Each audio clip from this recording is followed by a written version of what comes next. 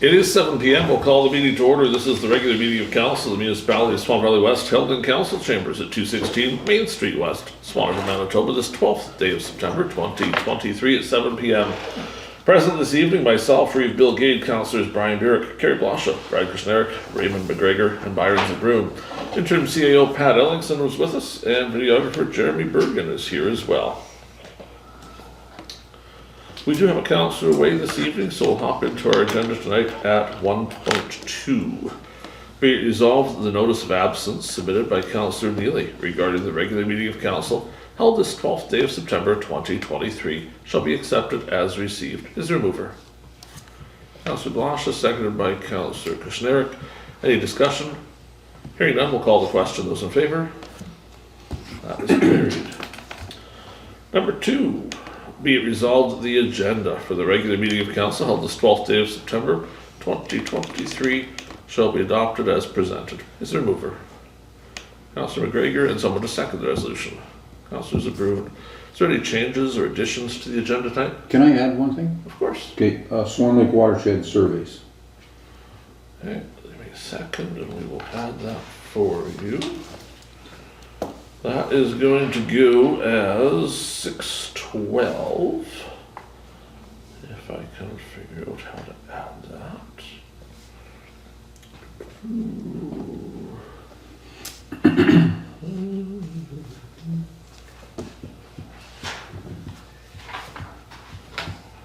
There we go.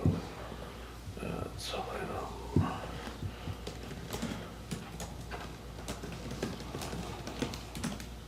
Any other changes or additions tonight for the agenda? I don't know if we need to put this on, but got a complaint on graveling calcium. Okay, do you want it in camera maybe? Yes. Okay, so let's add that as 1014. Calcium complaints. That is so added. Anybody else? So we're going to change this to adopted as amended, which I'm sure is okay with the mover and seconder. Any further discussion? If not, we'll call the question. Those in favor? That is carried. Heading to number 3, the minutes. Be it resolved the minutes of the regular council meeting held on August 22nd, 2023 be adopted as presented. Is there a mover? Councillor Burick, someone to second the resolution. Councillor Kushniryk. Has everyone had a chance to read through the minutes yet, or would some people like some time? Good. Councillor Kushniryk? You good? 100%. Councillor Blosha, you okay? How about you, yeah? And Councillor McGregor? All right. Any discussion, errors, or omissions from the minutes tonight? Hearing nothing, we'll call the question. Those in favor? That is carried. Into general business we go. General business 4.1. So attached is the final version of the fire board agreement. Also attached is the resolution from the town of Swan River approving the fire board agreement. So from the last time council saw this, what has been changed is the amount of the reserve funds was clarified and committed into the agreement. So the end result of that was that for the years that Swan Valley West and Swan River both contributed to the equipment reserve fund of the Swan River Fire Department, all of those funds are being transferred to the fire board. They're not staying with the town of Swan River, save for the exception of a year when there was a $40,000-ish commitment from the town that Swan Valley West didn't pay toward. That is staying with the town and being used. 13,000 of it towards some changes they wanted on the new truck that becomes property of the fire board. The rest of it, roughly 27,000, is being kept by the town for upgrading of the actual fire hall, because under the agreement they remain responsible for any upkeep and maintenance of their fire hall. So that's the majority of the changes.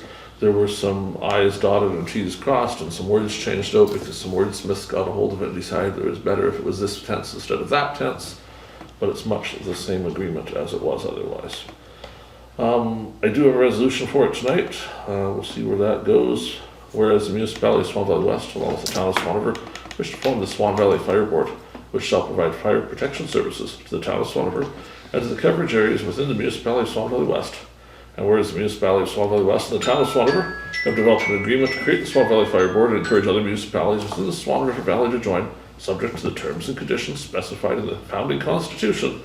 Therefore be it resolved, the municipality of Swan Valley West approve and sign the Swan Valley Fire Board agreement between the municipality of Swan Valley West and the town of Swan River.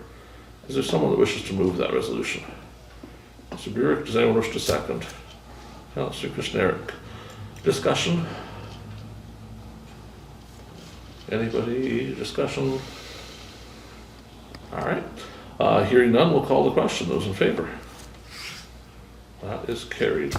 I can further advise that while we have approved the signing, a request has been received from the Fire Commissioner of Manitoba to delay signing until they are able to attend to the signing ceremony. They wish to be present for the signing of this. So that'll be coming up in a week or two's time, once their schedule allows them to be here.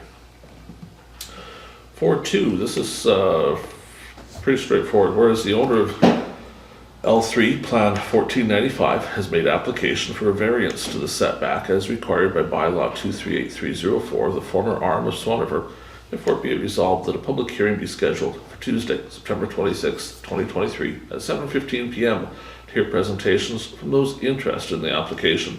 Be it further resolved that advertising and notification of the public hearing be made as required by the Swan Valley Planning District. Is there a mover? Councillor Blosha and a seconder. Councillor Zbirun. So we're not approving this request tonight, we're simply setting the hearing date. At the hearing, we'll hear from anybody, we'll take a better look at it then. The request is already attached though, so you have some time to look at it if you want to do some research on it. That can be done before then. Any further discussion? Hearing none, we'll call the question. Those in favor? That is carried.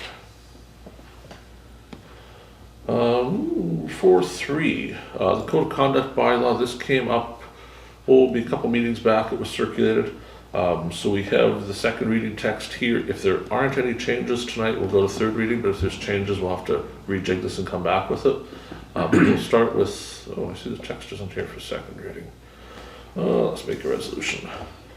Be it resolved that the municipality, the council, the municipality of Swan Valley West hereby give second reading to bylaw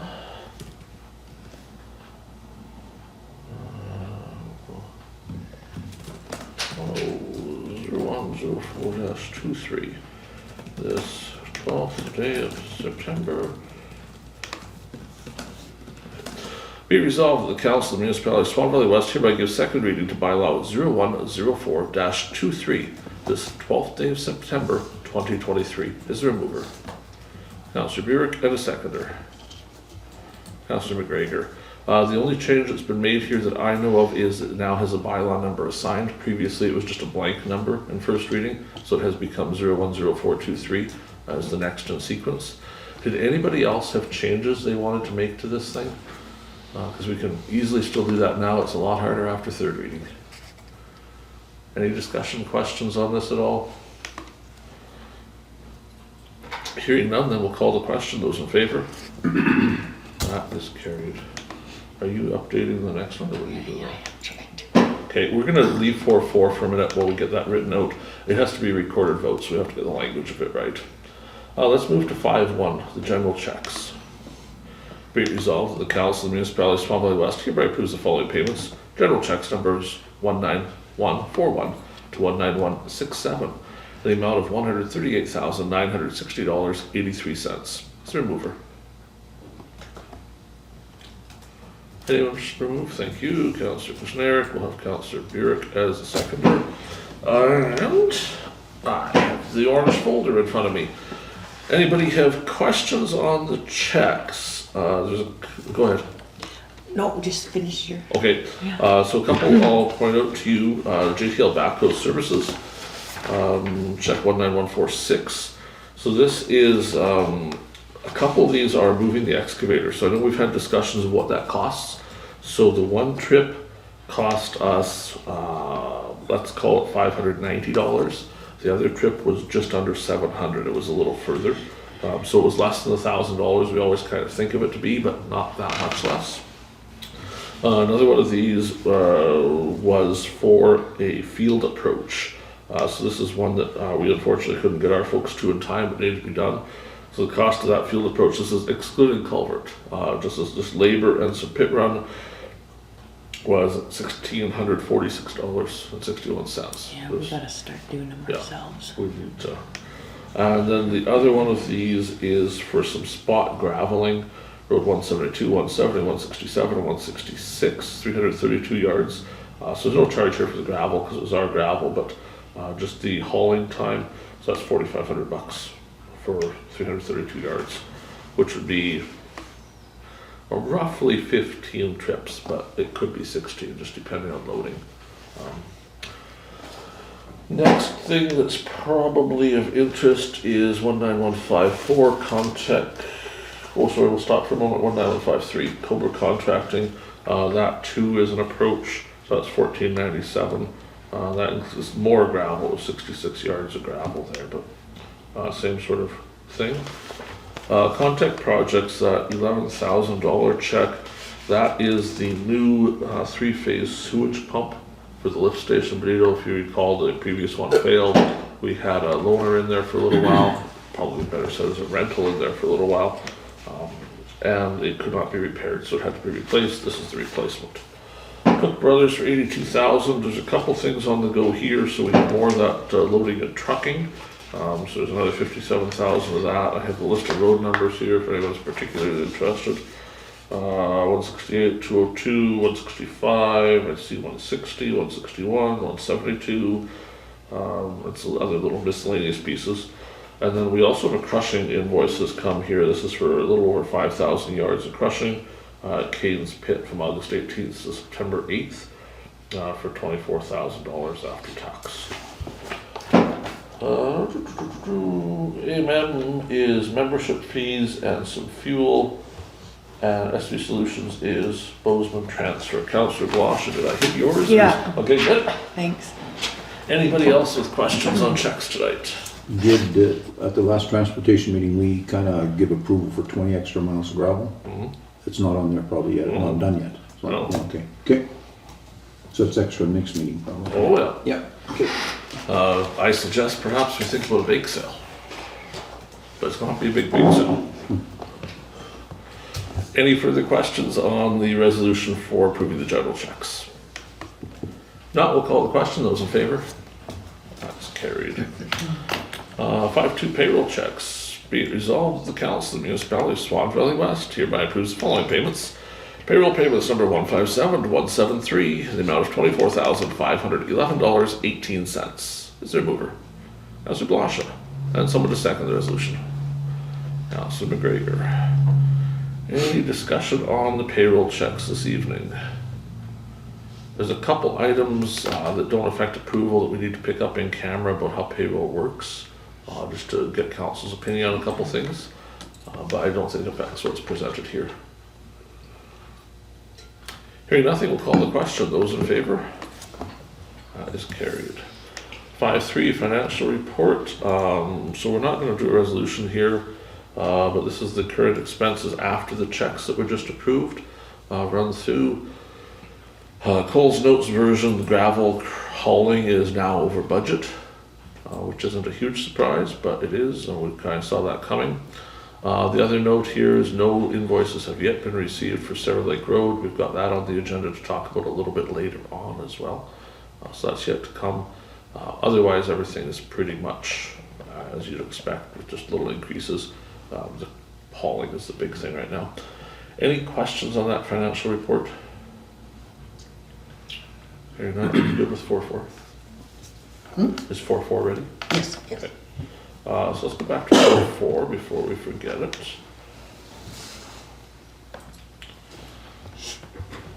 Be resolved, the Municipality of Swan Valley West hereby give third reading to Bylaw 0104-23, being a bylaw for the Code of Conduct of Councillors this 12th day of September 2023, and the Reeve and Interim CAO be authorized to sign the bylaw. Is there a mover? Councillor Kushniryk and Councillor Burick. Because this is third reading of a bylaw, I want to remind council that we have to hold a recorded vote on this. You can vote yes, you can vote no, but you can also abstain. If you abstain, you have to state a reason why you're abstaining, which can be anything, but you have to share it with the group. Is there any discussion on this resolution? Hearing none, we'll call the question. Could those in favor please give me a show of hands so I can record this? Oh, that's easy. Okay, thank you. You can put your hands down. So I can remember that.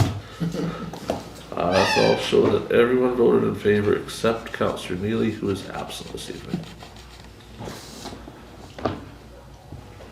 So that is carried. Let's head off to 6.1 discussion items. Oh, wait, you said if we had any questions on the financial report? Oh, yes, okay. Sorry, because you said you'd go back. Oh, yeah, okay. 510, 200, 210. 510, 200, 210. Give me a second. Don't remember writing a check for that. 510, 200, 210. 510, 200. I have two. Legal contract services, $53,066.05. Yep. I'm in 520, that's right. Yeah. It's on the first page, first page. Down. Oh, yeah, found it. What paper? We'll look to the CAO to explain it for us. That was a resolution passed on June 29th, if I remember correctly. Give a minute, I can find it.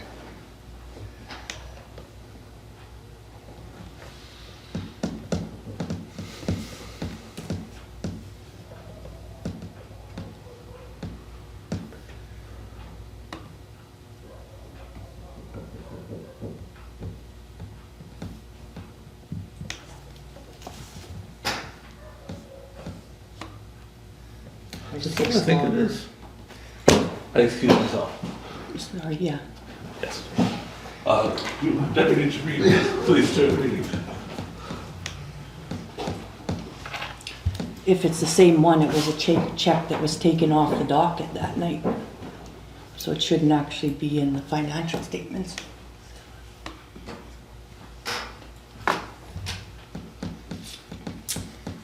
Resolutions here. Just bear with me.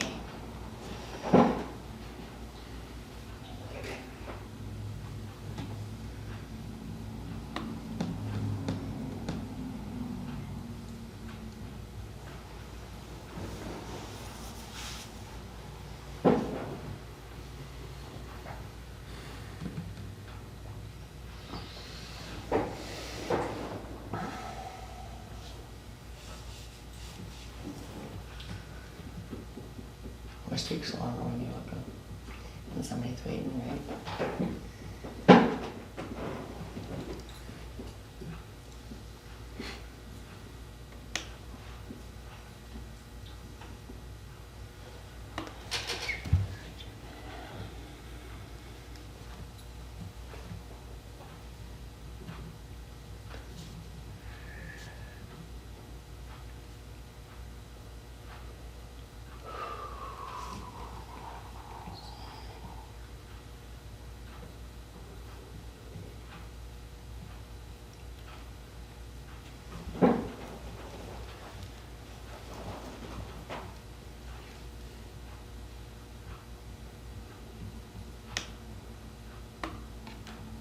Well, if you bear with me, I'll maybe just go grab my paper copy because I can find that one a lot easier, I think.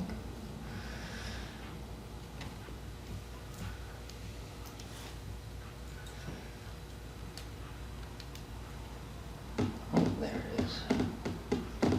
Yeah, so resolution 2023-338 on June 27th. Approved the payment of $50,000 to end the lawsuit for a total expense of taxpayers of the total lawsuit was the $262,000. And so it was passed. So the check was issued. I understand it was passed, but the check came to the next meeting, I believe, or whichever, and it was taken off. The check was issued, I think, before that. But the check was on the next, when we didn't approve the payment of it. It was Well, taken had off. al- We were it all had- here. It had already been paid. That check appeared on the list of accounts for approval at the following meeting because it was paid in a separate batch. I know, but it was taken off. It wasn't approved for payment. Yeah, it was approved by payment. For It was resolution. approved for Meeting payment by this before. resolution. But we all sat here, we took it off that day, it wasn't approved till Byron asked for something to see before he rose his hand, yes. Correct? We were all here, we all sat here. The discussion happened, yes, but the check had already been approved. The and issued. discussion happened, Brad had to do all his math to take it off. We didn't approve that check that night. No, that night you didn't, but it had already been approved By initially. resolution. Yeah, The by meeting before. resolution of council, so. So then why did this check come in the first place then? Because when you do, like if, okay, so you've got your list of accounts for approval tonight for all the checks that are for payment now, Right. right? So now, tomorrow, for example, I'll have to write checks for monthly remittances. That won't show up on the accounts for approval until your next meeting, but those checks will have been written and gone already. So how many checks do we write without an invoice for? I think when they're passed by resolution to be paid, we pay them. Like at the meeting here, like if we pass checks to be paid, they're paid the next day almost. You don't hold them for another 2 weeks. Yeah, so like I understand what Carrie is saying, and that discussion did happen, but the check had already been approved and issued. Well, I have my question answered, I know where it Okay. went. Yeah. Thanks. That's it?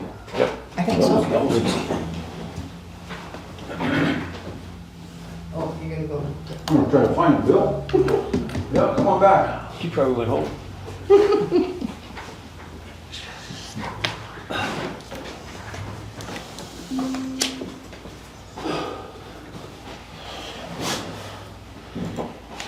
I misspoke previously. I should have said I excused myself for reason of conflict. That's it. That's- Well, the We just question let I the minutes asked, show I up, didn't please. know you were in conflict with because I just only started to wanted realize it after I started thinking, I was like, wait a minute, I better go. I understand. Because That's okay. it could have been somewhere else. That's okay. Are we still talking 5.3 financial report, or are we done that in its entirety? Done.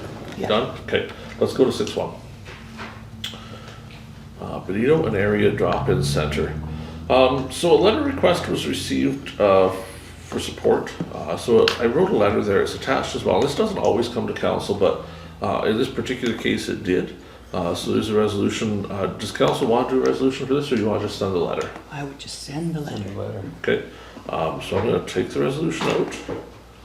We'll just put that under our policy of when a request comes, we can send a letter as long as it's non-controversial. I would hope it's non-controversial. Like, they don't, we're not committing to anything. Okay. Nope. To get grants, they need those, so Yeah. I Yeah, think they should most just grants go out. now require that. Yes. And usually that's what we do, is when one comes, just because sometimes it can be 2 weeks. Yeah. So I try to just send a letter back right away and then just Yeah. put a copy on the agenda so you know what happened. 6.2, Durban Community Hall request grant. So letters received here from the Community Hall Board in Durban. They're asking for their annual grant we always give them, which was budgeted for, so it's not a big particular deal. The financial report, I think that's worth taking a look at. So they're showing income last year of $5,248, and expenses last year of $10,130.70. So a fairly substantial deficit there. Most of their expenses are in hydro, utilities, and telephones, so it's not necessarily they've done anything out of the ordinary, but certainly it cost them some money that they didn't make. On the income side, the Christmas meal that Swan Valley West held there was a fairly good piece of income for them. So over and above our $1,000 grant we gave last year, they got $1,650 of the Christmas meal, which certainly kind of pleased me to see us supporting a community group like that needs it. Councillor Blosha. Also, if anybody's interested, they are running some 50-50 draws to if anybody would like to support, talk to Vicky Atkinson or one of the other members. That would be a good way to help out too. So I have a resolution here, be it resolved, the Municipality of Swan Valley West approve a grant of $1,000 for 2023 to the Zbirun Community Hall. Is there a mover? Councillor Blosha, and someone to second the resolution. Councillor McGregor. Any discussion on that resolution? So how long have we been giving them $1,000? As long as I can remember. As long as I can remember as well. So council, at least 7 years of collective memory. Do we do anything about inflation then, or? We have not. We're all ears if you want to Well, make a I'm suggestion. just saying, like, what's the thought of council? Like, I mean, it's been $1,000 for 100 years, but you know, like, I'm with Byron, we have fewer and fewer halls to support, and I think Kendall's gonna be out of the running. yeah. You might be surprised. I might be. But either way, everybody's costs are going up. If you want to suggest a different amount, yell out a number and let's talk about it. Is $2,000 too much? What's the thoughts of council? And the question then, of course, becomes the other halls, because we have Lavender Hall, Big Woody Hall. Are we considering doing that for all of them? There's also been checks of Well, support for I other mean, things. Inflation's hitting everybody, so I don't know, what can we afford? You know, I mean, I just said 1,000, you know, 2,000, but if somebody had like 1,500 or 1,200 or what's your thoughts, guys? People, What is the present amount? $1,000. Yeah. I don't mind giving more for the halls that are more proactive in helping themselves too. Yeah, Like, I don't know what these other halls regularly do or where they're at. From my understanding, they probably do as much as Zbirun Yeah. does. Like they're quite active. They have their boards and they do fundraising and stuff because quite often there isn't enough income to cover keeping the hall heated all winter, right? So you often have some people that either put in even some money themselves, but often just a lot of volunteer labor to raise the money. So I would suspect it would be very similar at each of those halls for how much work they do to keep going. just a thought, I mean, whatever you guys think. Councillor McGregor, your thoughts? I'm with Byron, I think so many things have gone up, like how long ago was that $1,000 put in there, 20 years ago? Yeah, Well, I think it used to be Things- 500. It was 500 and then it raised, I think, to 1,000. And You remember how long ago that was? no, because it's been 1,000 since we've been here. So at least 8 years of 1,000. 8 years. 10 years at least, eh? Well, 8 for sure. Yeah, for 8. sure. We're not that old. But things have gone up a lot in the last 10 years. So are you saying 2,000? I'm thinking so. Okay, so a couple for 2,000, Councillor Blosha, what are your thoughts? Well, I agree. Anybody opposed to 2,000? Okay, so we're going to change this to approve a grant of $2,000. Is that okay with Councillors Blosha and McGregor for the change? Yes? Yes. Okay. Any other discussion on this? Hearing none, we'll call the question. Those in favor? So I'll ask our interim CAO to note that down someplace so that we work on those other halls Yeah. to make sure we do something similar for those ones as well. 6.3, so there's a request here, because we're an open council, it's an important request that I think should be an open council, but I'd ask council to please not disclose the name of the person making the request as we discuss this. Anything else is fair game in this, but we'll just try and keep the name out. So council's received a request for a road. This is in Alpine. So the concern here is that Swan Valley West has not been maintaining the road. We haven't been putting gravel on it, we haven't been grading it, we haven't been clearing the snow on it. The person who lives there has been having to do that themselves. They think we should be maintaining that road. They are requesting therefore summer grading, winter snow clearing, as well as replacing failing culverts and adding gravel to the road. They give some reasons here and some thoughts, and one of the more important things they give is a bunch of examples on the map of other roads that are 0.5 roads. So to try and explain that, our road allowances are every mile to the east and west. So typically we haven't always built all of the roads, but we do have a road allowance there where we could build a road. And any road allowance that's there, any member of the public is welcome to use, even if we haven't built a road. If they can get down it with a quad, or they can get down it with their truck, or whatever they want to do, they can use it. So in some places in the municipality, we have varied away from that. So one that I can think of is just north of Road 204, from where my mom used to live when she was little, her parents' place there.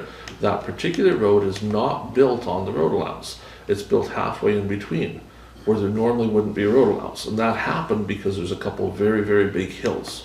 So back in the day, going through those hills was next to impossible with road building equipment. Nowadays, we just blast our way through, but back then we didn't. So at the time, the arm of Swan River, many, many years ago, purchased 66 feet of farmland from the farmers that were affected and then built a road on it because there was no other option. And there's several examples here in this request where that is the case. And it shows both a couple times on the north-south roads. There's an east-west road on here. There's also pictures attached of the state of this road that is in disrepair that we haven't been maintaining. So the second attachment here to the request is the road research. So the concerns in the letter are Road 166.5, 167.5, 161.5, and 193.5. All of those roads are municipally owned roads that we purchased road allowance from the landowners because there was a reason we couldn't build the road in the normal location. In all cases, those roads generally provide access to the quarter as we're required. And you'll recall that being a municipality that's mostly rural area, it is a requirement for us to bring road access to your quarter. It is not a requirement for us to take it to where you want it on the quarter, merely that it has to come to the quarter so you can get on it. And certainly sometimes there's some play with that. If there's a big ravine in the middle, sometimes we try to work with someone, but that's typical. So I can advise that the road in question here isn't a municipal road. There's a portion of it that runs east and west. That is on road allowance, that is maintained. I had Public Works check, and yes, they have been maintaining the east-west portion. However, Public Works view, which is probably shared by all available facts, is that the north-south portion is a laneway. Even though it runs due north and south, it runs between two quarters, but in reality, there is no road allowance. That road is on the farmer's property. It is not on municipal road allowance or purchased land of municipality. So from the moment it turns and starts to go north, it isn't a road of ours. Now, that isn't to say council couldn't make changes to that. We could entertain purchasing that road if council felt we needed to do that. We could entertain all sorts of things. We are the council for a reason. We can make decisions. But that's the background I thought you should have before we start discussing here.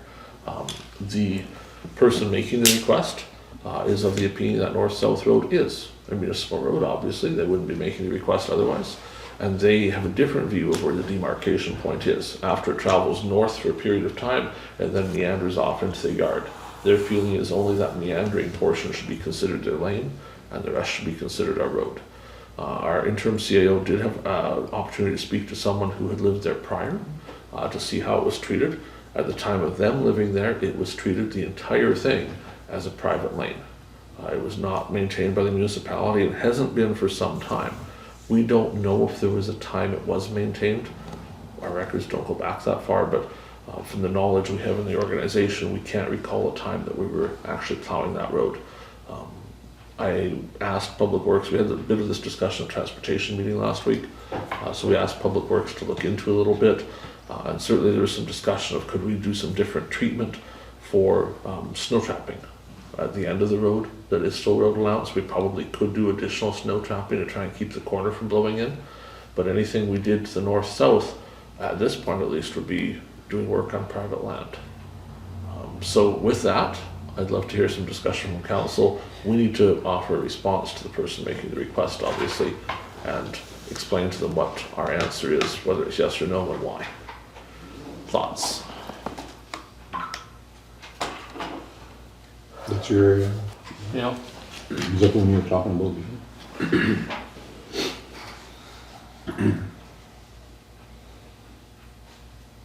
So in reality, we plow the bus route to the laneway. Yeah. So we do our part for the bus to get there. So it's not gravel though, is it?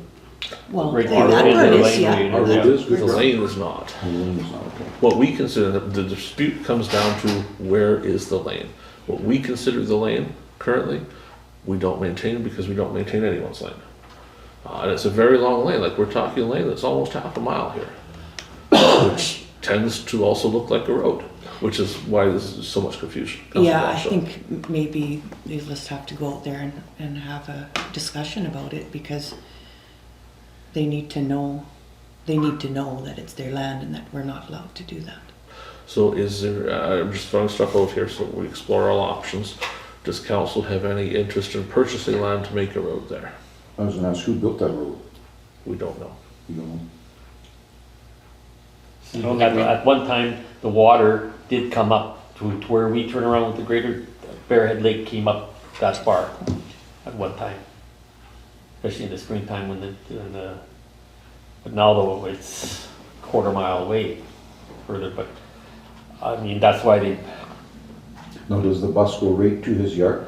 yeah, So not just to his lane? I'd go right into the yard, turn around in the yard and come back out, yeah. His kid, how old are the kids, are they in school? Well, for a when while? I was, can I mention the name of the people who No. used to live there? Why not?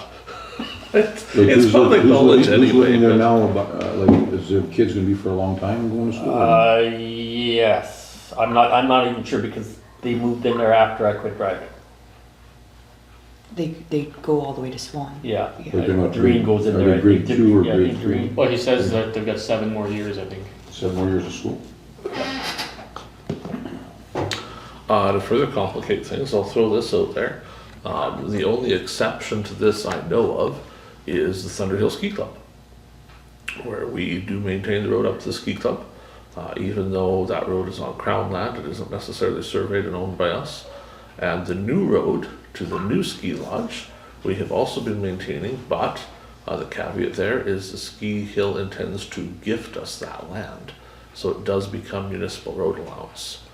And we'll then follow what we normally do where we own the land it's on. So for this particular road, we assume it's perfectly on the boundary, but we really don't even know who owns it.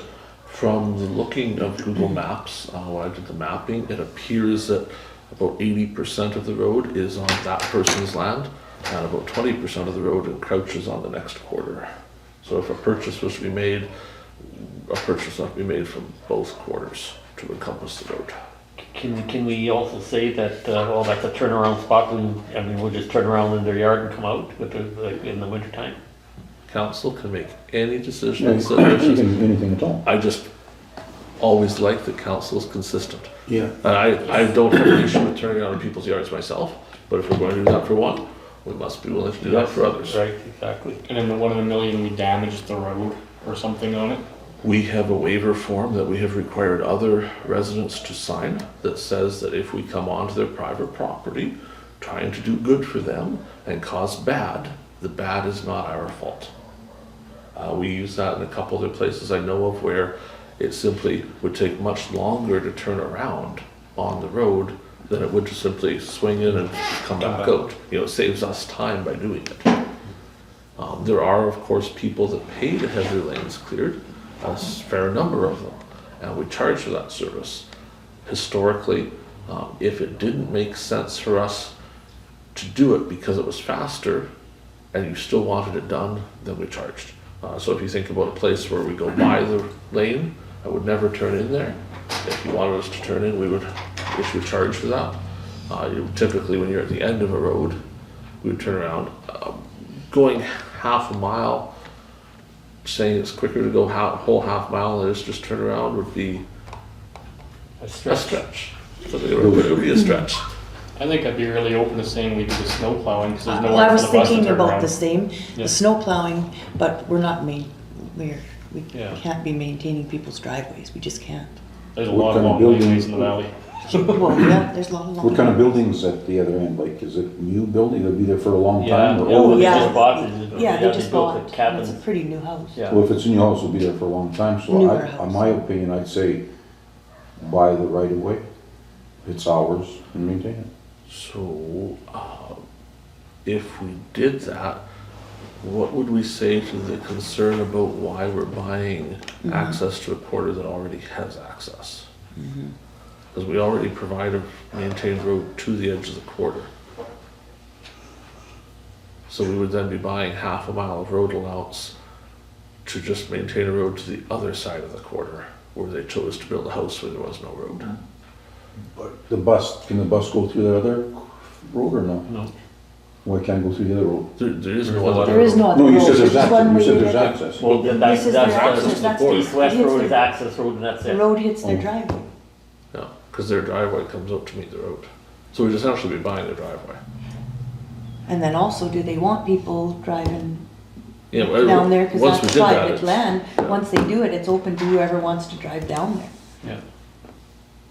I think what you're gonna open yourself up to, if I steal Carrie's paper, Yeah, you is you've got four Go ahead. quarters, right? So you've got your 4 quarters, and you're gonna build your road. We only have to provide, this is bush, all here, so you only have to provide access to right here, right? But I decide I wanna build my house right here, so I'm gonna make you build a road then all the way to here, so I don't have to worry about it. You'd have to do that for everybody. But, yeah, and this is where their driveway starts, it goes in. It starts right here where his dot is. And where's So- those? Those at the corner? Well, it's in, we're just About a half a giving mile you, in. it's a half mile in, we're just giving you an idea, but you can't. See, the snow plowing we can justify, there's no way to turn that bus I around. do agree with the snow plow, like the bus. needs So because I like access. complicating things further, try this on for size. Other municipalities offer flat rate snow plowing for your lane, no matter how long that lane may be. Swan Valley West has never chosen to do that. We charge by the minute for snow plowing in 15-minute increments. So if you have a lane that's a little longer, say it's 5 feet longer than we think we can do in 15 minutes, you pay for half an hour, even if we're there for 16 minutes. There have over the years been substantial complaints about that we should simply be offering a flat rate amount because there is no way for people to budget what that really costs them, depending on how many times it snows, right? To our neighbors to the east, I believe, do the flat rate option. So you pay a certain number of dollars per year and we plow your driveway. So if we wanted to go down that route, we could offer driveway plowing for something like this for the flat rate of any driveway. Driveway service typically, though, isn't done in first flight. Correct. So, there's a big snowstorm, we don't generally do driveways until the second time we're there because it slows down the access for everybody else. This is a bus route, so if I had a perfect solution, I would have started with this, here's the perfect solution. I don't have one either. So it's something we have to figure out. Personally, I don't think the flat rate plowing is something we wanna look at until we've got our road clearing down to a better, Yeah, it because goes a little smoother. we could just, because we can't even guarantee that we'll get to those, Right. and we know this. Well, whatever you guys think, Have a I'm just solution one for you. person. Those buildings are gonna be there for a long time. Yeah, they just bought it too, so. If it's something that they're just gonna live in it for a couple of years and push it down, well, it's different, but it's gonna be there for 50, 60 years, I don't know. They have to kind of be explained to what that all entails, because maybe you don't know. Like, do you want somebody coming down there? Because that road is open then to anybody.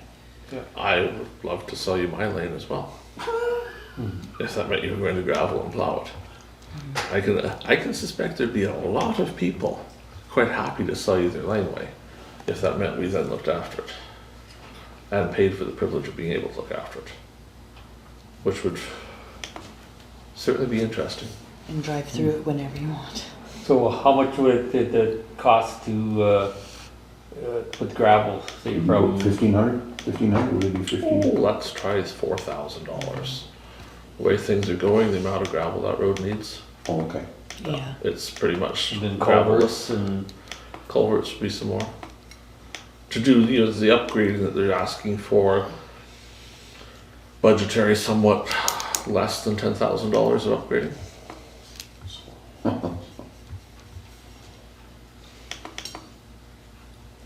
It's a lot of money.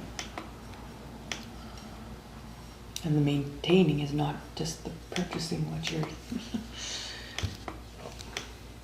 Anyway, that has to be thought more about. So do we leave it for tonight? Yeah, that's it. Okay, so we will ask for this to return to our next agenda.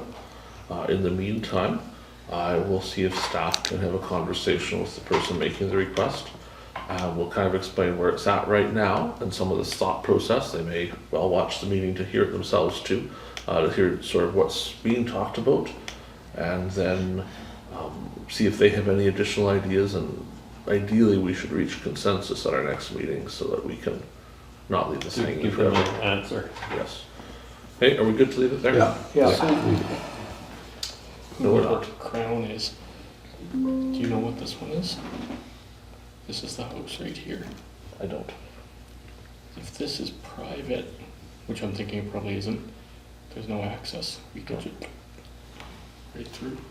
I suspect it's Crown. But I I'm would not think sure. so too, but just in case, it would be a Mhm. pass. Let's move to 6.4, the Animal Control Officer report for August. Be it resolved, the Animal Control Officer August report be accepted as received and approved for payment. Is there a mover? Councillor Blosha, and someone to second the resolution. Councillor Zbirun. A copy of the report is attached.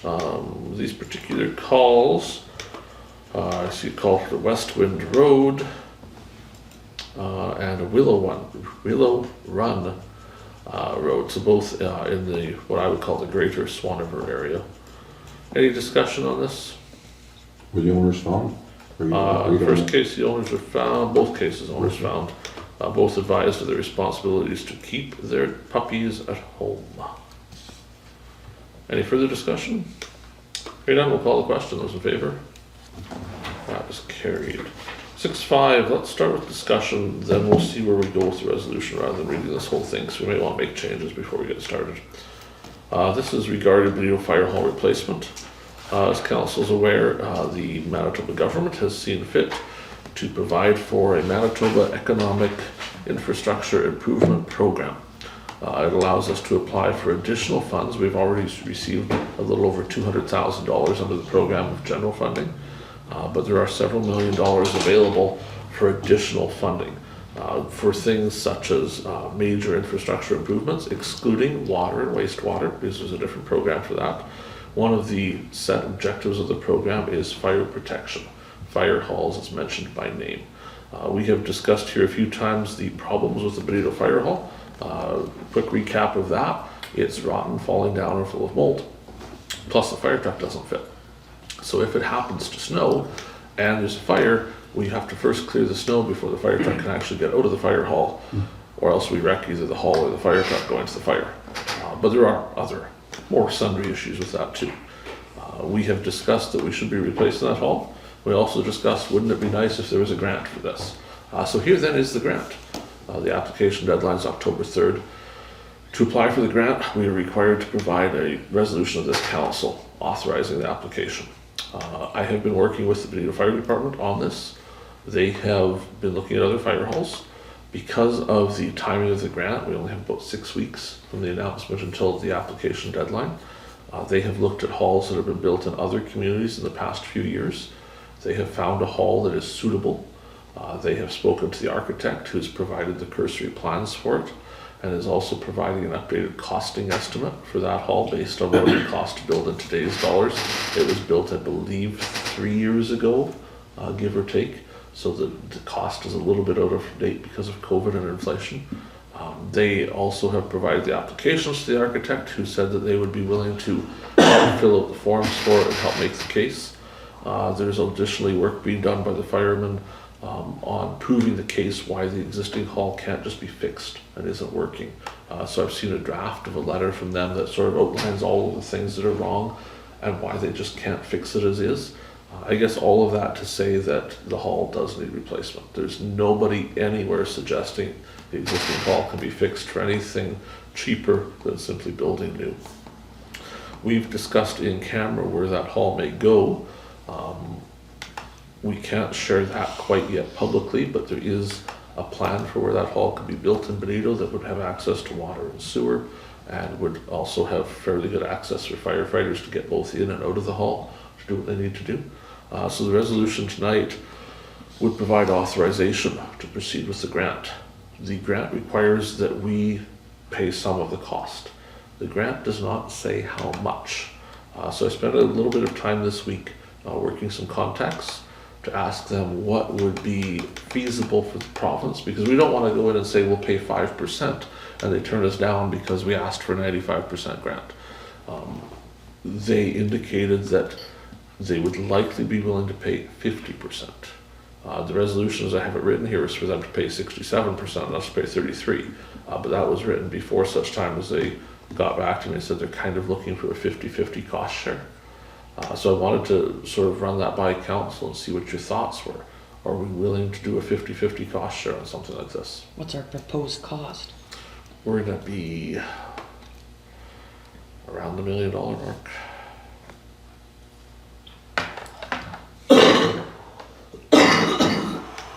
We can certainly hope for that.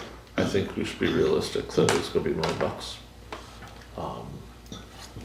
I think there's a lot of people out there hoping it will be 700,000, but I don't think we should consider that. I think we should consider $1 million, and if it comes in at 750, boy, do we have a win. But there's no point sitting here saying we're gonna cheap out on everything and try to make it as cheap as we can, and then come back here and find out we're paying 100% of the overage. We're far better off to apply for 50% of everything, and if we don't spend that much, we give up a little bit of the grant, rather than having overages that we get no grant for. Fire halls are eligible for federal gas tax funding, which we do have some building up again. This project obviously wouldn't happen until next year. By then we would have a fair amount of a $500,000 contribution of gas tax sitting around. So we would have some money there we could spend on it. We could also look at debenturing if we wanted to do that instead, if we wanted to save our gas tax money. If interest rates are the way they are, we're better off to spend the gas tax, because we'd be paying 6 or 7% interest on the debenture, which if we didn't have another plan for the gas tax that year, we'd save the interest for a year. We could borrow the money for whatever we were going to use the gas tax for later on and save a year of interest. Thoughts on the 50-50? Is that something that's we're comfortable putting in here as the resolution? Whatever we put in the resolution is what's going. What alternative do we have if we don't? Yeah, if you're saying it would be nicer if it was 60-40. Yeah, If you're saying that you're advised that it's probably 50-50, then we'd hate to lose Yeah, I 50%. yeah. I don't see there being an option for it being less than 50-50. They indicated that if we receive federal support for it, they could see it as a three-way cost share. But that would actually be less to the province than 50-50. That'd only be a third to them, right? So, Third. yeah. And there isn't, that I know of, currently a federal program to chase for this, other than just using gas tax money towards it as a federal contribution.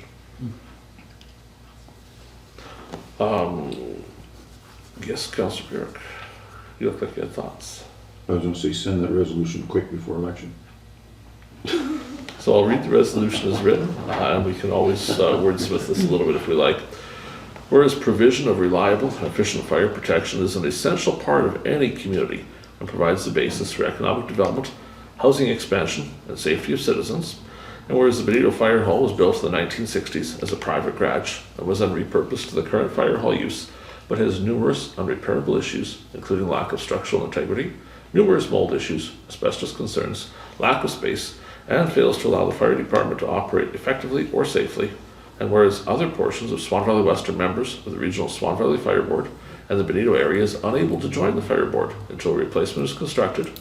And whereas being part of a regional fire board is advantageous to further economic development and to the provision of fire protection services, therefore be it resolved that the Municipality of Swan Valley West approve an application to the Municipal Economic Development Infrastructure Program for a replacement fire hall to be constructed in Benito with a proposed cost sharing of 1/2 Swan Valley West and 1/2 program funding, and be it further resolved that the application will also include an incidental equipment list as contemplated in the grant guidelines for equipment required for the new fire hall. So a couple explanations there. You'll hear the fire board mentioned. If you get really technical on the details, it does not suggest Benito's joining the fire board. It says they can't join it because they have an old hall, and if they were a member, it's good for the economy. The reason that's in there is the scoring for this grant depends on it benefiting the economy, and you receive bonus points in scoring for regional initiatives. So by suggesting that this enables a regional initiative, it further enhances the score in the grant application. But there's nothing in here that commits to Benito to being part of that fire board. That's not a discussion that's been had yet. If there was a new hall, at that time, the discussion could be had. Right now, Benito simply isn't eligible to join. So I wanted to clarify that, so there's no thought that we're just shoving Benito into the fire board. We aren't doing that tonight. Any other discussion, questions, suggestions, or changes to that? Hear nothing. We'll call the question. Those in favor? That is carried. We will move on to 6.6, Benito Lagoon concerns. I think we can do this in the open for the most part. If we stray too far, I'm sure the interim CIO will slap my hand to tell us to go in camera. But there have been concerns cropping up with the Benito Lagoon. The basis of those concerns is a possible leak with the lagoon. So certainly in my time on council past, I'm going to rely on Councillor Blosha for some further history. She was here a little longer than I was. There was a thought that there was a leak in the valve that releases effluent from the lagoon into the creek. So the lagoon is a 2-cell lagoon. We put our, really fresh presents in cell 1, where they mature for a while. They proceed on to cell 2, where they further mature to a point where fish wouldn't be quite that surprised to swim in them. Once they've matured to that point, we open this valve, the contents of cell 2 travel down the creek, join the river, and eventually end up in Swan Lake, making sure the fish have flavor, I suppose. That valve was said to be leaking. So previous council had work done to replace the valve. The leak continues. The thought of the licensing officers, Mr. Yonkers, is that the valve is not leaking at this time. What is, however, leaking is the lagoon containment seal, being the clay cap in the lagoon that is supposed to keep the fluids in where they can properly mature. The leak is substantial. As Councillor Zbirun has probably seen walking through his pasture, we're not talking about dripping, we're talking about running. It does appear that may not be coming from the valve. So there's some things we have to do. There's a landowner there. For disclosure, Councillor Zbirun has a pasture there where this effluent travels through eventually. But there's another landowner there as well with concerns about the fact that it's never getting dry. Typically, we would dump the lagoon contents for one day, everything would dry up, life would go on. That's not happening. There's a puddle, and the puddle isn't the most pleasant puddle in the world. We are required to fix this because we can't let a lagoon leak.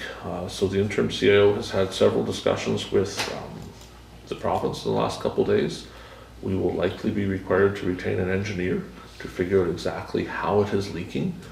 There's some thoughts, just from Mr. Yonkers about how it could be leaking, but we need to prove out where the problem is.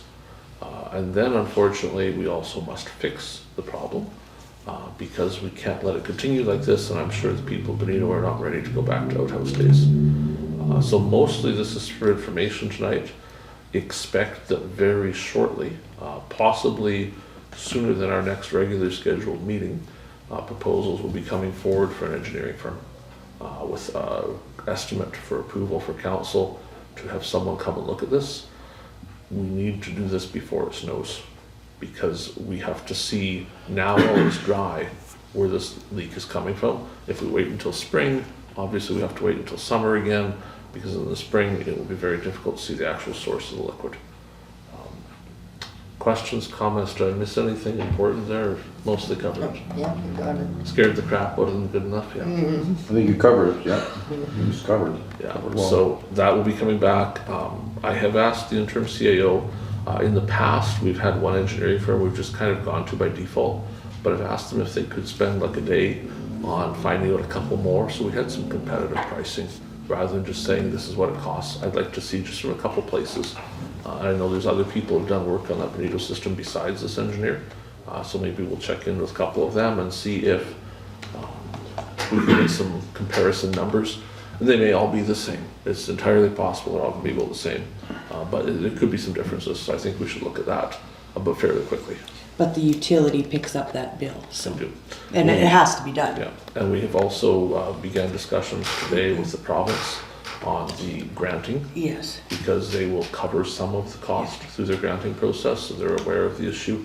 And we'll be providing further advice on the granting. Typically, it's a 50-50 share of things like this, so we'll be chasing that down. 6-7, Kendall Hall update. You're all sitting, so that's probably good for this. We have spoken about the Kenville Hall here a few times. It was our anticipation that the insurance claim that was ongoing would be fully denied. The Kenville Hall would be given to council, and we would have a problem of being the council that tore down the Kenville Hall and probably having a plaque erected thanking us for destroying the community. Turns out we were wrong. The claim is not denied. So the insurance company, and I'll say this a little flippantly, could find no way out of it. They are forced to cover at least a portion of the claim for the Kenville Hall.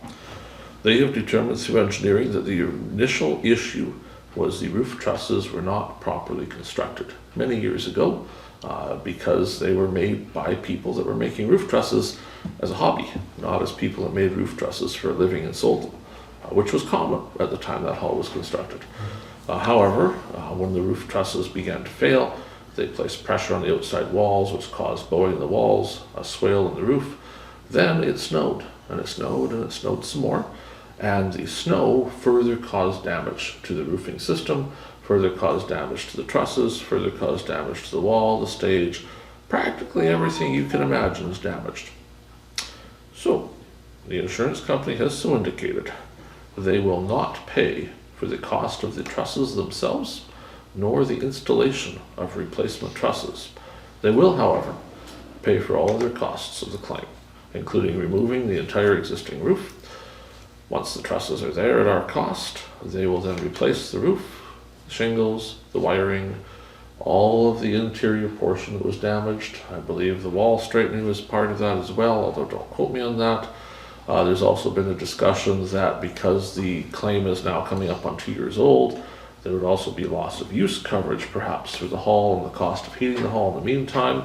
Further discussion that they don't believe they could do the work this fall. They would be willing to winterize the hall because it can't be used in this state. Have it able to go through the winter without heat, so there wouldn't be further costs for it. But they would be ultimately responsible for if they messed that up and it got worse from not heating it. And they would fix the hall. So the issues are, somebody would have to pay for the new trusses and installation. We don't know the cost of that yet. The hall board is looking into that. They are to get quotes from a couple different people on this, heavy on the portion of what they must pay. They're broke. They've sold off their booth at the rodeo grounds. They no longer do fundraising that way. If they were to get the money back from the hydro bills the last couple of years, they might have $10,000, they might have $20,000. I simply have no idea what the trusses are worth. My guess is more than that. But until we see those quotes, we don't know. Insurance companies also indicated that should we elect to not repair, they would be willing to consider a cash settlement to pay out the hall, at which point it would be demolished. So I don't have enough information for us to have any action tonight, but certainly worth knowing where we're at with that, and to start thinking about once we see those quotes, what do we consider an acceptable number of tax dollars to spend on the non-covered portion, as it would likely fall to us to pay that.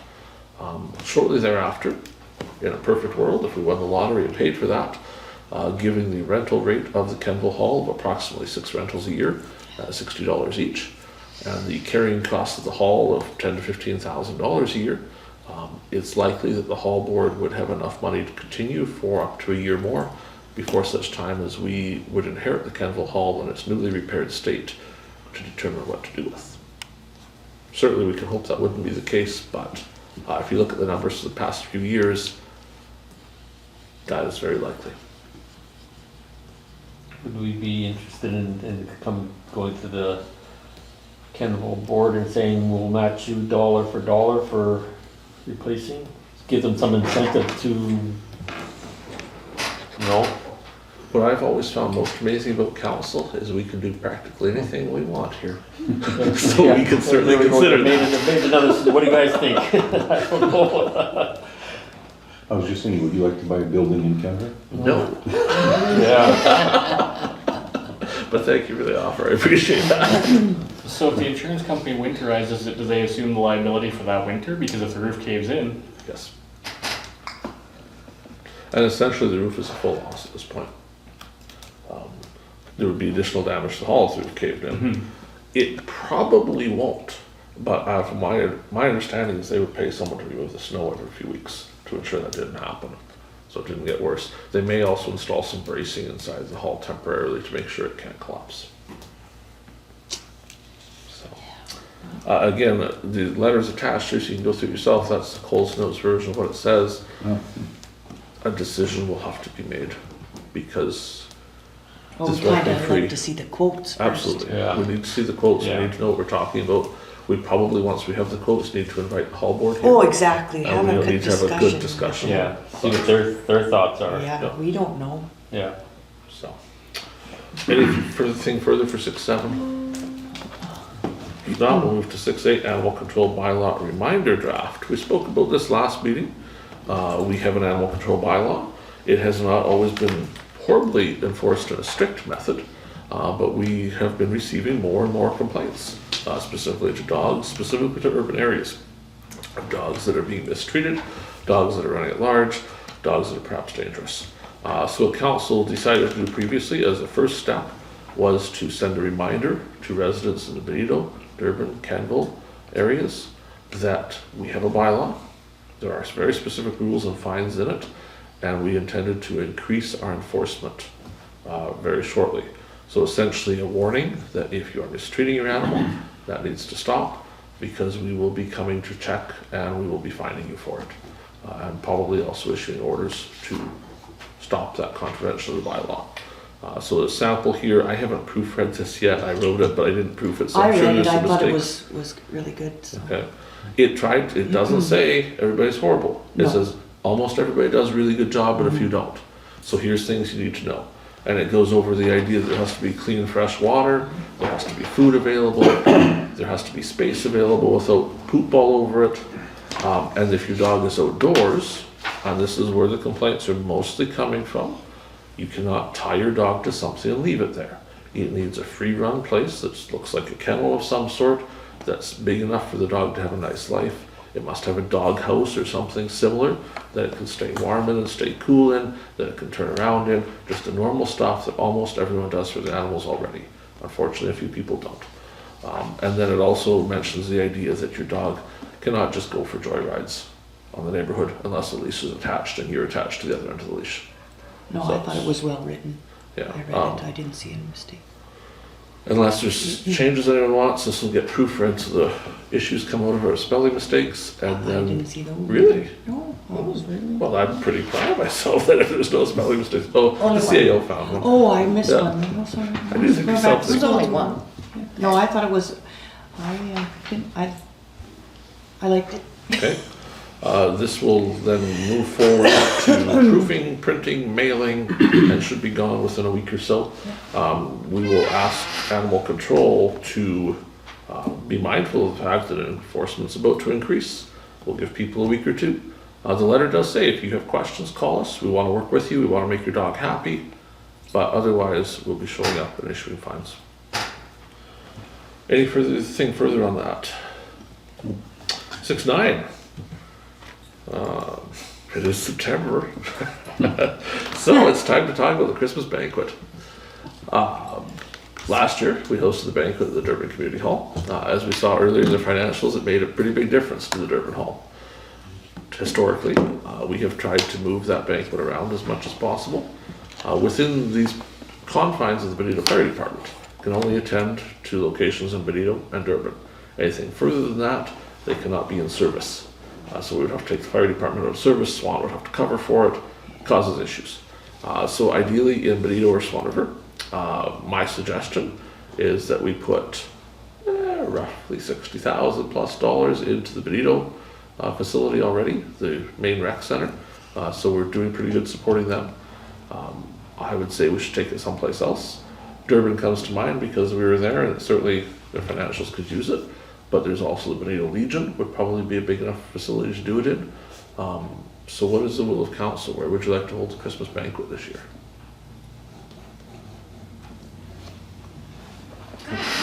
Is the, We've had it at the Benito Legion before, it's been nice there as well. what about the drop-in center? No, They're trying to get more proactive No, there, but it wouldn't fit. I think it's similar to the Legion, isn't it? I don't know. I don't think it No? would fit that. Yeah, it'd be tight. They've got pool tables there. Yeah. Oh, yeah.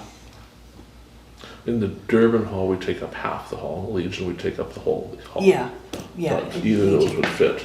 We don't take up all the chairs in Legion by any means. No, but But we the way use we've the been whole, laying out the yes. tables, I guess, and we could lay out the Yes. tables differently, right? We've been laying them out in a circle so we all see each other. But it could be done a different way if it needed to be. Yes, Then we could stare at each other across the table instead of yeah. thoughts. Durban Hall was nice last year, like, I mean, up to me, it could be Durban or Benito, whatever you guys think. They're both just Yeah, as whatever good. you- as- if you One is wanna- just as if you good wanna as the other. switch it this So year if you want and to then switch come it back. and go to Benito, and Do Benito this year and then. Benito doesn't cater it, so, We'd have to hire somebody. yeah. Okay. So Durban Hall is, if you, I think they still cater. They did last time.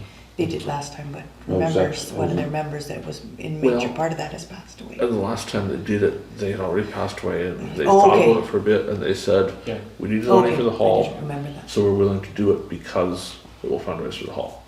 So they basically did it all as volunteer to raise the money. It was excellent, excellent. So that's what I mean, like we can always rent Benito for something else. I'd lean to Durban yet too. Is that one Durban? It's central. The Legion still has stuff going on, making money too. Is that a Durban or Benito vote? Oh, no, Durban I'll go vote, yeah. Durban. Doesn't matter, Durban's good. Okay, It's kind of halfway for all your workers as well. that's true. So I hear Durban. Next question, do we want to change anything from how we did it last year? We had a meal, we provided the meal. We didn't provide anything other than the meal, I believe. I provided the non-alcoholic drinks that no one drank anyway. It was good, it was excellent. We had Those some little, powder things and yeah, stuff. I think I bought all of that. Mhm. The council only paid for the hall and the actual meal. Meal. The other stuff was kind of provided by other people that were festive. Are we good with that? Do we Yeah. want to do anything else? No, it was good. Simple as good. Okay. The council of the municipality of Swan Valley West approves the hosting of the 2023 Christmas banquet at the Durban Hall and further approves the costs associated with the event. Okay, so we have a resolution. Council of the Municipality of Swan Valley West approves the hosting of the 2023 Christmas banquet at the Durban Hall and further approves the costs associated with the event. Is there a mover? Councillor Burick and Councillor Blosha. Any discussion on that? Does anyone want wording changes? No, it was good.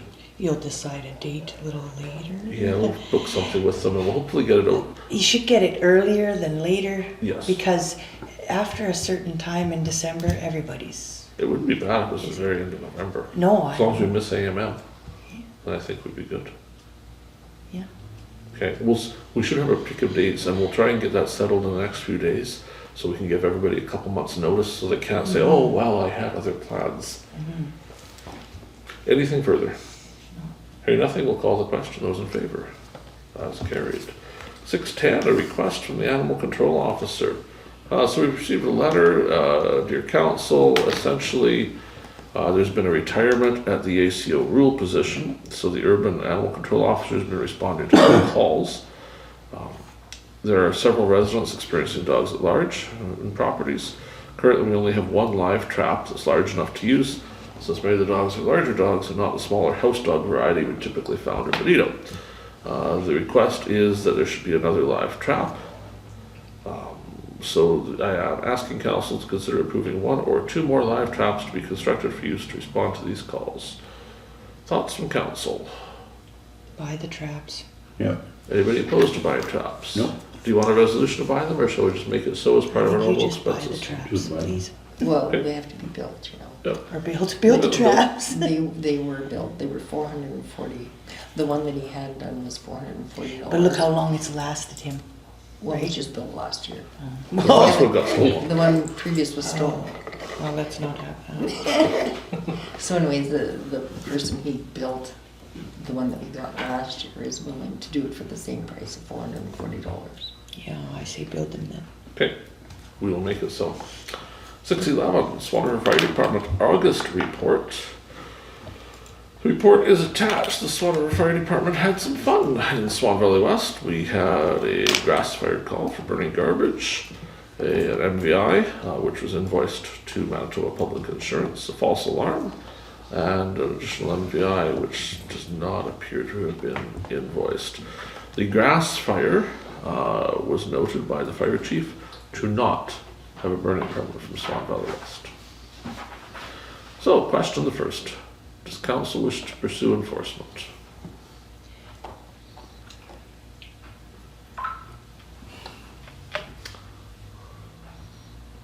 So the first one, they were burning garbage on their land and their grass caught fire. Yep. So it wasn't the hayfield fire? Doesn't look like it, no. No. Yeah. Looks like it was purposely a garbage fire. I'm just to spell it out right for Yeah, everybody no, I listening along. understand. If it was a hayfield fire, your baler caught fire, we would not be having this discussion. No, I Because it's an understand. accident, we put the fire out for you. The issue is if you purposely light a fire without a burning permit, currently, our bylaw provides that we can pursue So that. it wasn't obviously enclosed by any means? Apparently not. Not well enough, anyway. I don't know. I So there's just- 19 man-hours plus trucks. The bylaw provides that you pay the full cost of fire response, so it'd be a couple $1,000 a bill, at least, that we'd be sending out. There's some questions about whether a bylaw is fully enforceable. Certainly the architect of the bylaw has indicated it's not. He feels he made some mistakes in it that keep it from being easily enforced. So if you wish to pursue enforcement, before anything happened, we would take a look at that bylaw and see if it could reasonably be enforced. I think it's been somewhat the intention of council to modify that bylaw, but we haven't done it yet. It's a really tough one because half of the road discussion earlier, it's like we're willing to spend $2,000 for carelessness versus not giving a guy $4,000 of gravel for a safer road. We all shouldn't be entitled to $2,000 for carelessness.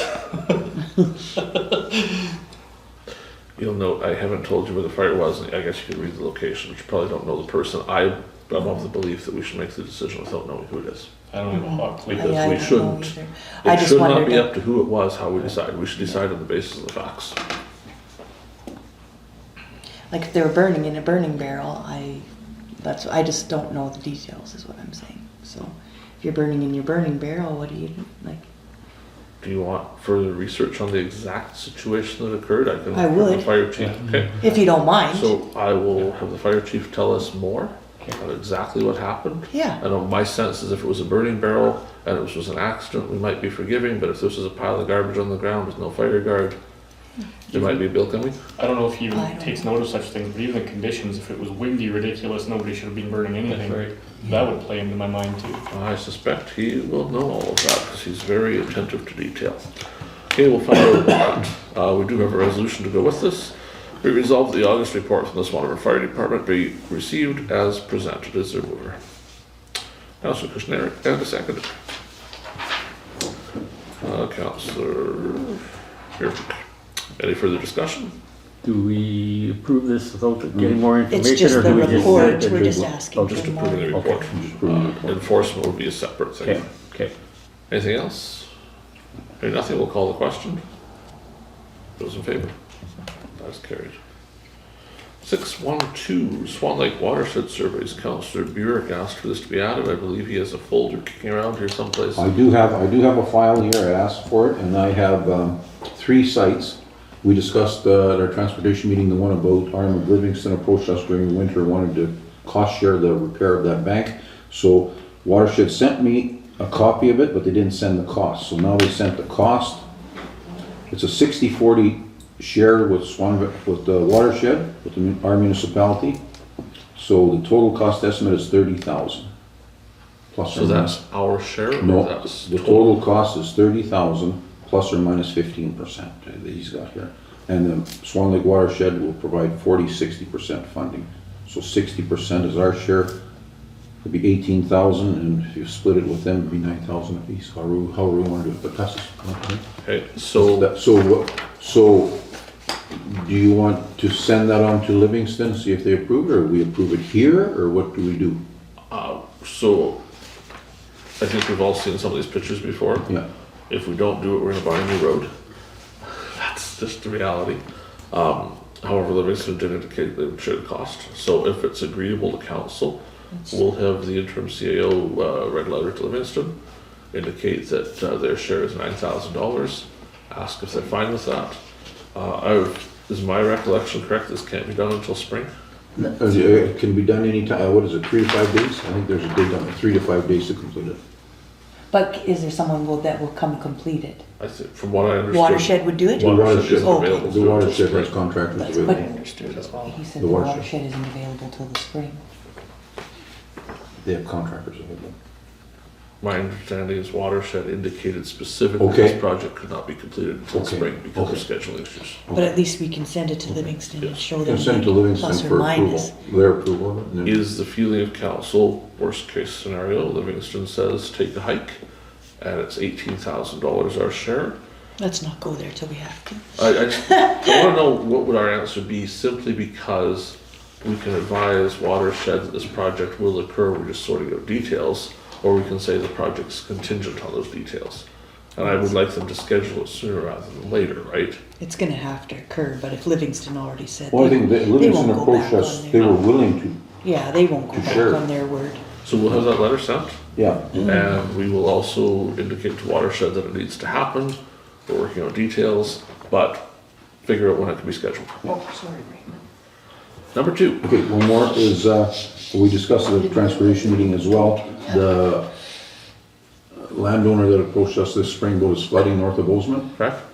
Watershed, they did the survey, they did the flying of the drone there, and their request is to install a 4-foot culvert into one of the roads. Okay.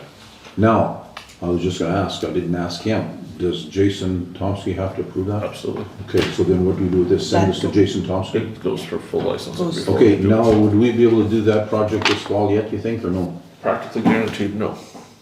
Because I can't imagine licensing is gonna happen in a day. And a 4-foot culvert's gonna have to be ordered. But So you as can long also, as long as the landowner doesn't have that same problem in the spring, we just have to watch it, I guess. Yeah? yeah, unfortunately, I get the urgency.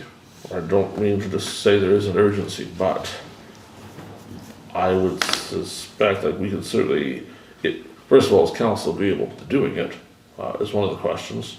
Because we don't know the price, but it's not gonna be cheap. It kind of shows a price on Does it. it give us I a, believe No, it. there was a price on the. That was just for the riverbanks, one- it Oh, that was just for the This one is to one. install sorry. a 4-foot pipe. This is the invoice for the survey that they did. Surveying, yeah, sorry. I guess. I we guess gotta- 20 grand. Yeah, we gotta look at But could be less, but I would think that we can ask Public Works to figure out the price, but I would think probably budgetary price of 20 grand by the time we dig out a road, put a 4-foot pipe in and fix the road properly. It's not gonna be cheap. Because I mentioned at the transportation meeting as well, that if we leave it too late, like you say, it won't be done this fall, but if we leave it too late in the fall, with the ground not being compacted, Yes. would be a probably in the problem. spring it will wash out. So licensing, once licensed, the work can be done anytime in the future after that. So is council agreeable to pursue licensing immediately? Yes. Oh, yeah, you should try. to And do then that. once we have the license, we'll also get the cost estimates, hopefully at the same time. My guess is that this is, like, with the compaction concerns as well. I don't know if I wanna do it on October 15th. No. Roll those dice and put the culvert back in again after the spring flood. No, because it'll just my feeling it will wash out in the spring. We could get a lot more. Worst case, come spring, if it's really bad and we're licensed already, we dig the hole where the culvert's supposed to go and let the water go. You know, and then put the culvert in the resulting hole that the water Yeah. makes for us. Have a. To make it, you know, if the road is gonna fail, we make it fail where we need to install a Yeah, pipe. that, yeah. And then we can do the install as the water goes down. Otherwise, if it fails someplace else, we fix the road, then we dig a new hole, right? Okay, so, This hole we're gonna dig in the spring, that won't stop him from getting to town or anything, will it? No. it makes it annoying, but, No, there's exit, there's, Another access Yard road. out. yes. Okay, yeah, it's just that this landowner approached us this spring before it was melting, I think even, or when it was melting. And we had meetings here with him, and we decided we'd get the watershed involved and survey it and all that, so that's the plan right there. So for the record, staff will apply for licensing to have the project licensed, and we will look into costing of it, but we'll get the licensing irregardless of the cost, so it's ready to go when we decide to do it. Number 3. Okay, Number 3. This is a drainage here on Road 218 and 163, that's why what I call the Hoggle Crossing, the Crooked Bridge. They did a survey in there, and all that has to be done is just a clean out of the ditches, so we don't need a license for that, do we? Usually not, as long as it's only, So under a Clean out, foot, not under a make- foot, yeah, yeah. right, so this year will probably be next summer as well. likely.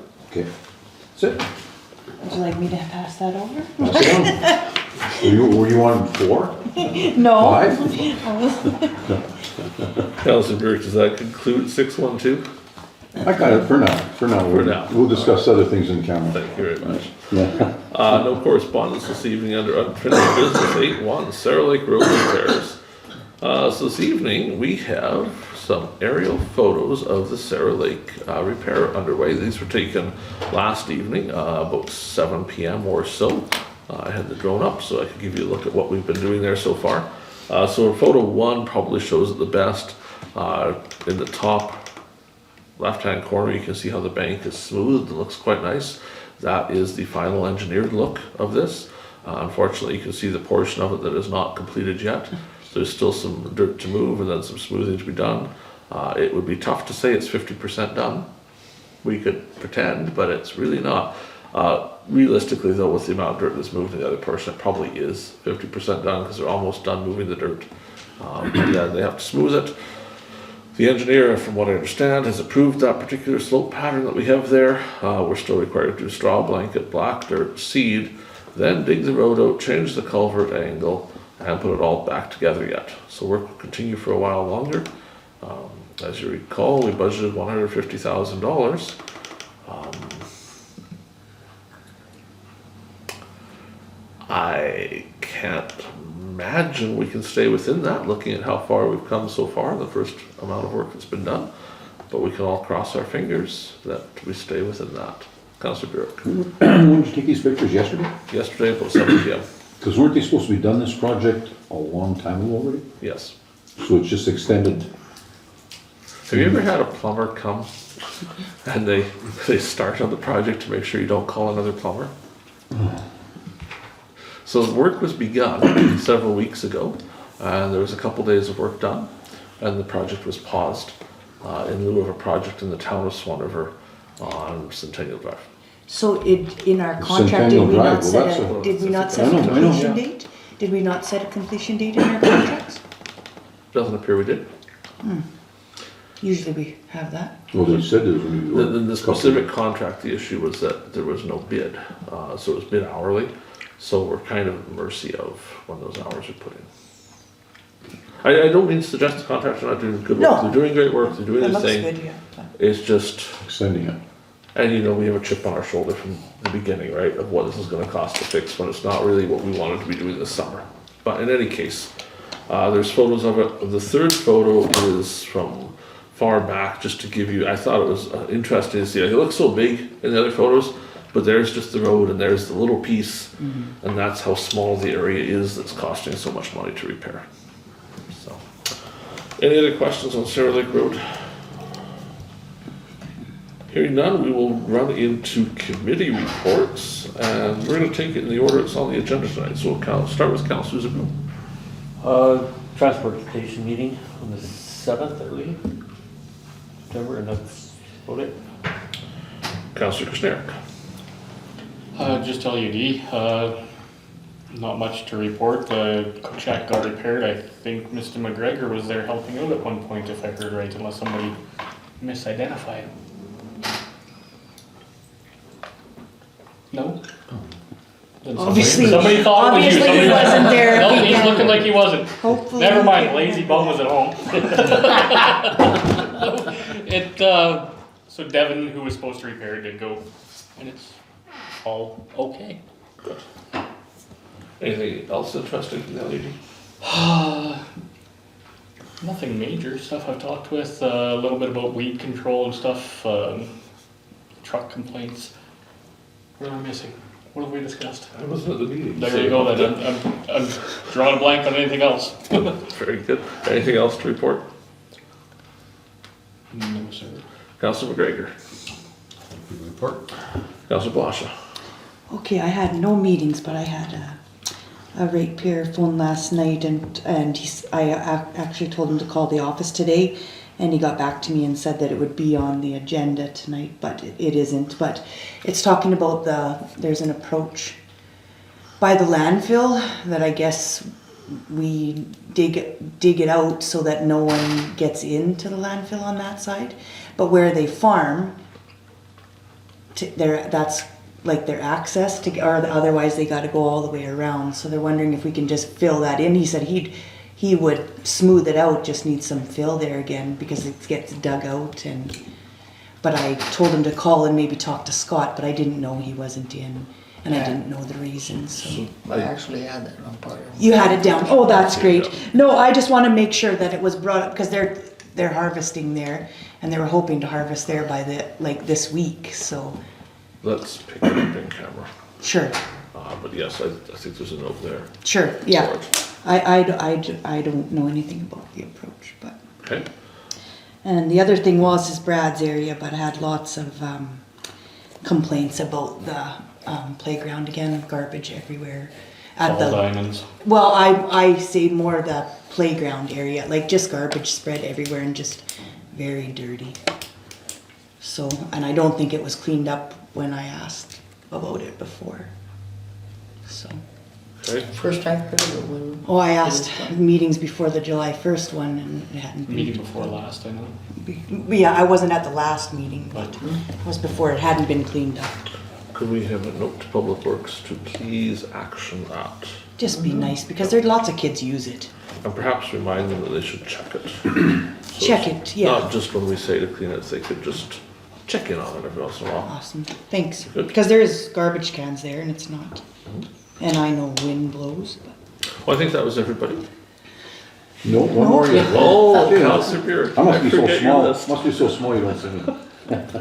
Anyways, no, we attended an interview with an applicant, and the interview went very well, and the committee strongly supported the hiring of that individual, so that happened then, and then I attended a transportation meeting.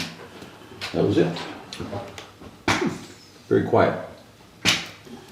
I wish I had so little to report. So do we.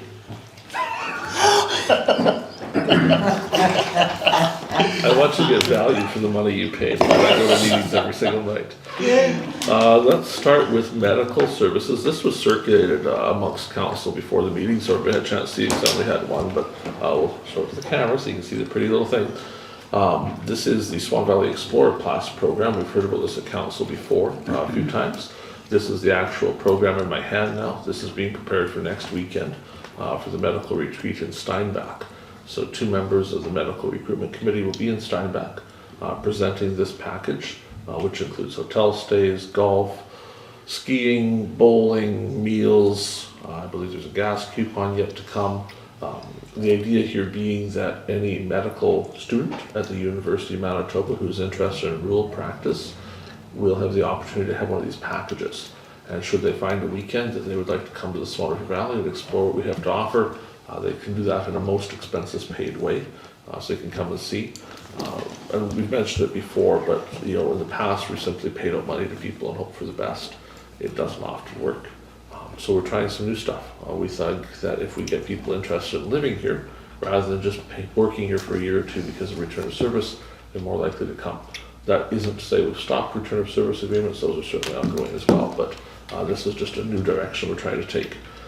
These packages will also be used for retention. So in the past, there has been monies paid out to medical professionals here in hopes of keeping them here. And the thought, of course, is that to many doctors, paying a few $1,000s really doesn't necessarily mean a lot, whereas something that provides more appreciation does.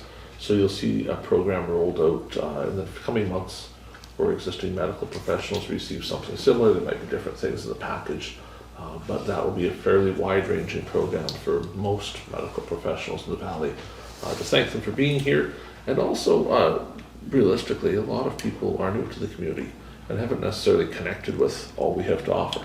So the thought is, if we get them to the ski hill, if we get them to these places they may not have been, they'll find out it's an even better place to stay. So hopefully they stay longer term. Also on the medical recruitment front, I can advise that there's a substantial shortage of healthcare aides. We held a meeting last week. We received a presentation from a gentleman from the Health Authority who indicated that at current we are short 56 healthcare aides in the Valley. 56, which is approximately 50% of all healthcare aid positions. So the vast majority of those positions are being covered off with locums from agencies, which means for the most part all of those wages leave the Valley and go back to from whence they come, usually Winnipeg, but it could certainly be other communities. There are also 10 beds closed at the long-term care facility because of a lack of healthcare aides. We've identified that obviously as a substantial issue. There's a waiting list currently of 20 folks from our community that would like to be in long-term care that are staying at home because they don't want to go to long-term care in a different community away from families, so they're trying to make do at home, but reality is they should be in a facility where they can be properly cared for. If those 10 beds were open, that would cut the waiting list in half. So there is a meeting coming up Thursday. I met with the Dean of UCN Health last week. We'll meet with her again this week. There will be a basic healthcare aid certification program offered in Swan River. It already is This offered, fall. actually. Yes, but the uptake might surprise you. Oh, I know. Yes. I know So there someone are who teaches currently 0 people willing to enroll in the program, which is a problem. So we are likely going to be offering something to encourage enrollment in that on a return of service basis. The committee has not made a final decision, so I don't want to speak out of turn, but the likelihood is good that you would see some sort of compensation for the course fees. Likely not compensation for the time, that would be too far, but the course fees. My understanding is there's at least 5 people have indicated that if the tuition was paid, they may be willing to take the course, which would get us 5 more people and start us down the path. That only leaves us 51 short instead of 56, but one step at a time. So we're going to see what we can do with that. If that is agreed upon, given the deadlines involved, course registration is due October 3rd. You might see that announced yet this week. There's a potential press conference being scheduled to announce that, plus an additional program to recognize existing healthcare aides, because the feeling of the committee is that they are medical professionals. However, they are the medical professionals that are most often forgotten about because the work they do simply happens without the glory of being a doctor or nurse. So likely you might see something like this Explore Pass program rolled out on a very quick fashion to healthcare aides before it's rolled out to other medical professionals, just because of their importance in the system and wanted to underscore that. So that's ongoing. The medical committee, boy, we spent 2.5 hours at it the other night. You wouldn't think we could discuss it for that long, but we're discussing various other options and things. So rest assured, what will no longer happen is the money just sitting in the bank rotting. Having said that, they have also accrued $46,000 in interest already this year. And so there is a good possibility that much of what I've spoken about will be covered by interest and won't actually touch the principal that has been contributed. On a local note, they point out Swan Valley West has yet to pay our fees. They will be sending an invoice over for us to pay last year, this year. We budgeted for that already. We knew it was coming, so you'll see that in a future check run probably pretty soon. On the library front, oh, lucky old library. I keep getting to attend meetings.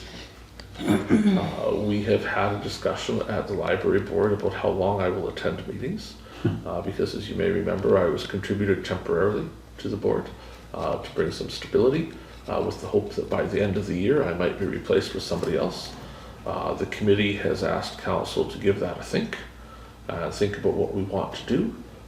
If we want to do that now or if we want to wait a little longer. Certainly the chairperson has suggested she would like us to think longer term, which gives me more meetings to go to.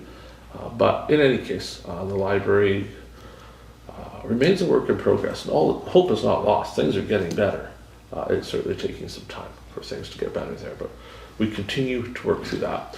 Swan Valley Rise will meet next week. We'll be reviewing and finalizing plans for a business recruitment drive to recruit businesses to the valley. That'll be hopefully announceable in a few weeks' time, but certainly things are looking good there. We did not contribute to Rise this year, nobody else did either, but there is certainly going to be a pitch for a contribution from all municipalities next year, not to the amount that was contributed in prior years, but roughly thinking 50% of that amount, which would put us around $30,000 or so, is going to be the pitch. We'll see where that goes. Rise is going to lay out a plan for why we think we need some money for next year and what we're going to do with it. So that's all yet to come. I have several Swan Valley West things to report on that all must be in camera because they involve human resources. So we'll cover that off after our break, and you'll all want to be sitting, I'm sure, because that will help. Otherwise, I believe that's a fairly good look at what I've been up to in the last couple of weeks' time. This not only is report time, but also communication time. So questions, answers on anyone's reports. If you have a question about anything another councilor's been up to, it's a great time to say, hey, what's going on with that? I'd like to know or help. Does anybody have discussion? Oh, you're all doing such good jobs that... I just wanted to say that the scrubber was working in the north end most of the time. Yes. A lot of people have made good compliments. Like the work, they like the work done, good job, looks good. So now he's out of there and then. no, I think he's going back to Ward 6. You never. Specifically the scrubber, I can advise that the 210 hoe has developed a mechanical issue. It has a seal in a wheel, something makes the wheels go around. It's bad, they're having to add oil. The scrubbing was to be wrapped up last week. My understanding it wasn't. It's being finished yesterday and today. The moment the scrubbing is done, the hoe will be transported to a repair facility for repairs. It's not a huge repair, but it must be done. Additionally, the person operating the hoe has been seconded from their normal position, which has led to a substantial number of complaints in that particular area of concern, which need to be dealt with, and that's probably part of our HR discussion later on. So I wouldn't just jump up and say there's a whole lot of scrubbing going to happen in the next week or two, because there are some pressing concerns that that person needs to go and take care of. So we get caught back up there too, and don't rob Peter to pay Paul continually. We need to try and spread that around some. Website, the new website, days away. So it's being revamped. The new website includes the ticket system. You'll see stuff back here soon to talk about permission to issue burning permits online, so people don't have to call the office for burning permit, and probably some other options we can provide for online service as well, to try and make us a little more accessible to the public. So that's coming soon. The website is there but not completed yet, but we're just putting the phone numbers in and getting everything up to date with it. You'll also see a change in the agendas, so the agendas show up live on the website so people can find them easier. The minutes will show up a little easier. There'll probably be a change to how the videos appear as well. Alright, I'm really done this time. Yeah, Okay. Anything else before we go in camera this evening? If not, we'll adjourn the meeting for a few minutes while we all check the weather outside. When we return, we'll be going in camera. So I thank everyone. Meredith will say good evening to you.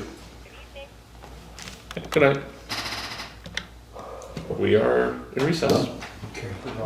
So we'll call the meeting back to order. We have a resolution. We're going to 10.1. The in-camera resolution be resolved that pursuant to section 1523 of the Municipal Act, Council shall meet in the committee of the whole to close the meeting and continue discussions in camera regarding personnel matters, and what do we call that when it's not quite finished?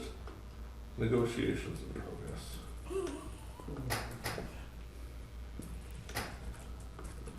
Is there a mover, please? Councillor Burick and a seconder. Councillor... Oh, there we go, Kushniryk.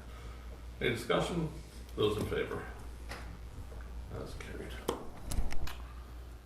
So we welcome everyone back to the meeting. We've just adjourned the in-camera session. 10.3, resolutions arising from in-camera discussions. Does anyone have a resolution they want to bring from any of that tonight?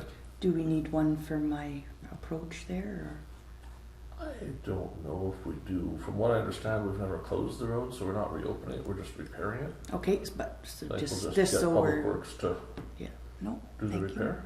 Sure. Anybody else with any other business for council tonight?